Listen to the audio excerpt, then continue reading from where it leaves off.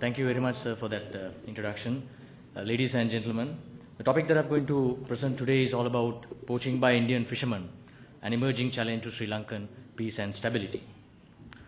Now, we all know poaching by Indian fishermen in our waters date back to many years, and they are claiming rights of traditional fishing grounds in Sri Lanka, and as well as rights over Kachadriv Island, recent developments. And we have seen this issue has taken impact on the Indo-Sri Lanka relations also. And apart from that, we have seen allegations being leveled at Sri Lanka Navy on a number of occasions as a political strategy used by Tamil Nadu. Issues between two fishing communities out at sea also have been observed. And apart from that, we have seen certain measures are already in place, especially in terms of the navies and the coast guards to patrol along the international maritime boundary line. Now, I strongly believe that short and long-term impact due to this issue has not been addressed in very deep, considering all the other important elements into this issue. So generally, most of us tend to view this as yet another simple fishing issue. We need to understand the changing nature of maritime domain in Sri Lanka, especially after year 2009, because after 2009, we do not have a visible enemy out at sea.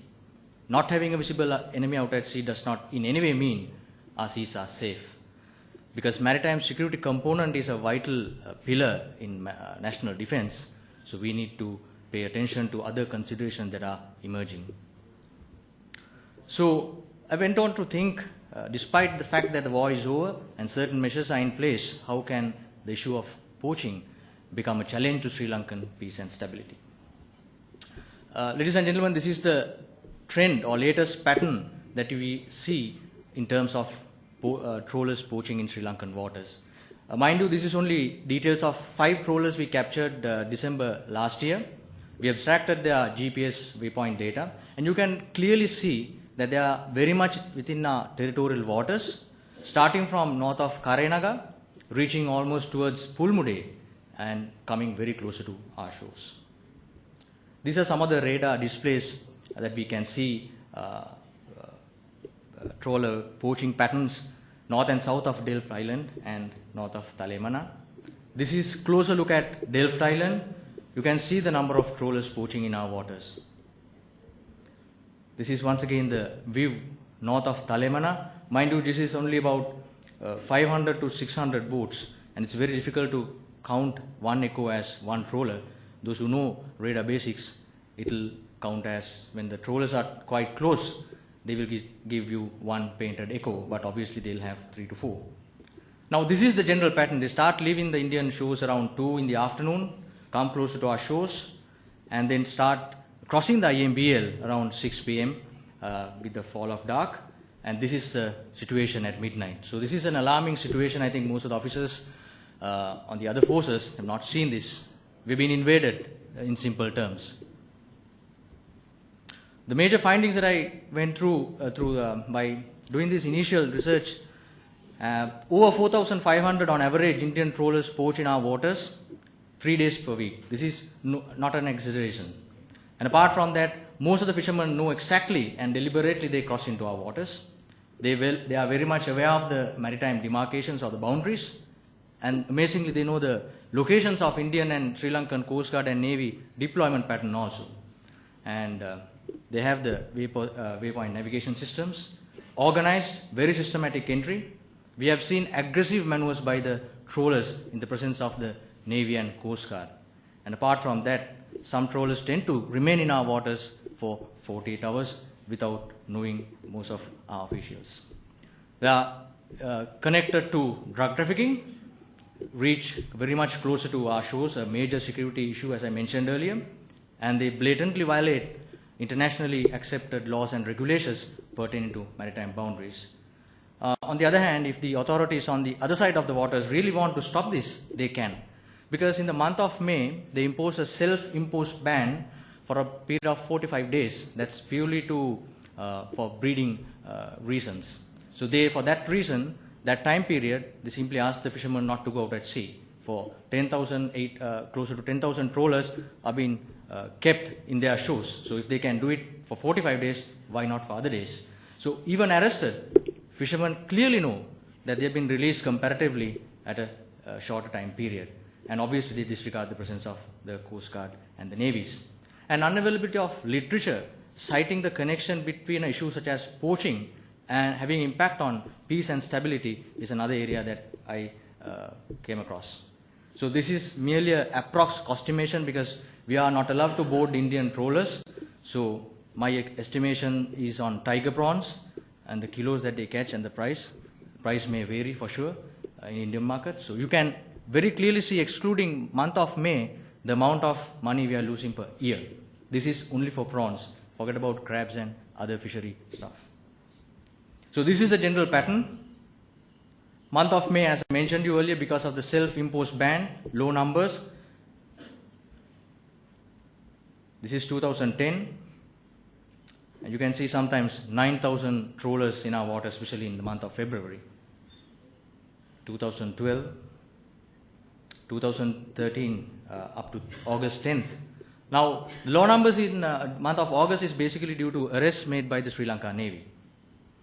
So, this issue has definitely challenged the peace and stability because our focus is on achieving sustainability. Our development goals basically aims at making Sri Lanka a hub in Asia. So, on that respect, maritime security is a key component for our future development, and marine resources play a vital role in this regard. So key factors of this is basically forceful entry we see in it, violate the internationally accepted boundary lines, non-compliance to law enforcement authorities. So by this they, at a gross nature, challenge the Sri Lankan sovereignty and territorial integrity, and thus emerge as challenge to peace and stability. Now looking at theoretical aspects, I came across scholar Marie Calder's theory on new and all wars, where she explains organized violence at the latter part of 20th century, and she also went on to say new wars raised popular support over territorial conquest. I was trying to, and apart from that, she also highlights violence-related emergence of the new war concept. Now, the troll of poaching in our waters is definitely an emergence of another form of a warfare, if you were to say. Because military, we consider invasion as a form of warfare. So this is obviously coming in that nature. So this is done through intentional aggression, forceful entry into another territorial waters. So the vacuum that I'm trying to fill here is to build up a new concept, and I would like to happily call it as the trawler wars, where you have 5 key elements in it. You have a soft tool that are the Indian trawlers to do a maritime invasion. You don't need to have submarines, so you don't need to have a large naval force. Then you have an emergence of an illegal network that is taking place out at sea, which we are not capable of tackling. Apart from that, the trawlers, you never know what they gather, collect when out at sea, information on marine aspect and even on security concerns. And they have a huge influencing ability on the international relations as well as politics between India and Sri Lanka. The forceful deprivation is another aspect. So I would like to come to 2 basic recommendations out of many options that the Navy and the Coast Guard got in their hands.